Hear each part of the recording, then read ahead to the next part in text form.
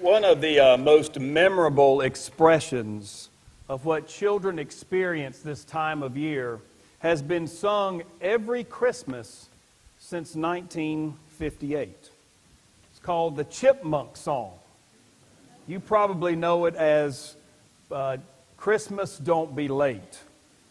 The singers are purportedly Alvin and his fellow chipmunks, Simon and Theodore. Actually, the song was written and recorded by Ross Bagdasarian, who was also known as David Seville. He recorded the song by varying the tape speeds so that it would produce this high-pitched chipmunk-like voice. And if you know it, I invite you to sing along with me this morning. And I invite you even to use the chipmunk voice, but I'm not going to do that. You remember the song, Christmas, Christmas time is near, time for toys and time for cheer. We've been good, but it won't last. Hurry, Christmas, hurry fast. Want a plane that loops the loop. Me, I want a hula hoop. We can hardly stand the wait. Please, Christmas, don't be late. Very good. Very good. The message of that song is still as relevant as it was 60 years ago when it was released. There is certainly, it's easy for us to see that Christmas makes children impatient. It's hard for children. It's difficult for them to remain patient during this time of year. And that certainly can apply to many of us adults as well. In a similar way, Christians struggle with the promised return or second coming of Jesus Christ. You can sense the depth of their longing in the New Testament readings that Graham read for us just a moment ago. Many of them may have sang, "Please Jesus, don't be late." We remember, as it's recorded by the writer Luke in his book, The Acts of the Apostles, that after Jesus ascended into heaven, two angels appeared to the disciples that were gathered there on or about the Mount of Olives, and these angels told these men that Jesus would one day return. Most early Christians believed that Jesus' return was imminent.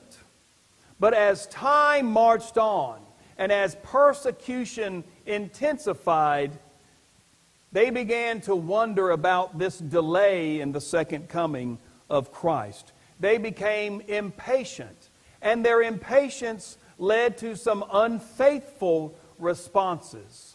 We might understand these responses in the realm of two very different extremes. And we might understand these extremes as deceptions. The first deception is an active one. As I mentioned, and in the reading from the book of Genesis, our Sunday school lesson for this morning had to do with Jacob receiving the blessing that was meant for his twin brother Esau, a blessing that came from their father Isaac. When their mother Rebekah was pregnant with the two brothers, the Lord revealed to her that the younger one, Jacob, would be over the older one, Esau. It was a reversal of fortunes, per se. It was apparently a part of God's bigger plan, a bigger plan that would one day bring God's Son into the world for the very first time. But God's promise didn't happen quick enough for Rebekah nor for Jacob. Isaac's health was declining, and so they took matters into their own hands. They deceived Isaac. Jacob received the blessing. As you might understand, Esau was very upset, and this created years and years of animosity and difficulty in that family. You see, their impatience led to a deception, and that deception led to extreme circumstances. They attempted to bring God's plan about in an ungodly way and not according to God's time. Some Christians have fallen victim to this deception as it regards the return of Jesus Christ.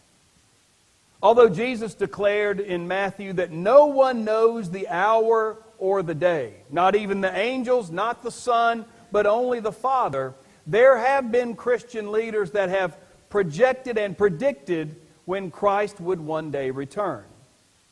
Although Jesus declared, "Many false prophets will appear in my name and deceive you about my coming back," there have been many Christians that have bought these predictions hook, line, and sinker.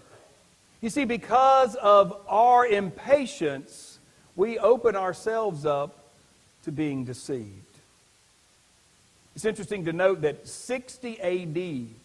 was the first recorded moment when a Christian predicted that Christ would return. Clement, who was a co-laborer with Paul, who was involved in the church in Rome, predicted that Christ would return in 60 A.D. Well, obviously, he was wrong, but that didn't prevent him from going on to become pope. And we see this throughout the years, throughout the last 2,000 years. Predictors have come and gone. Most of you in this room probably remember the book written by Hal Lindsey, The Late Great Planet Earth. And in this book, he predicted that Jesus would return in 1988.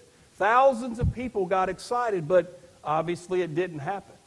Hal Lindsey continues to have a successful career in Bible prophecy, having his own television show still on the airways today.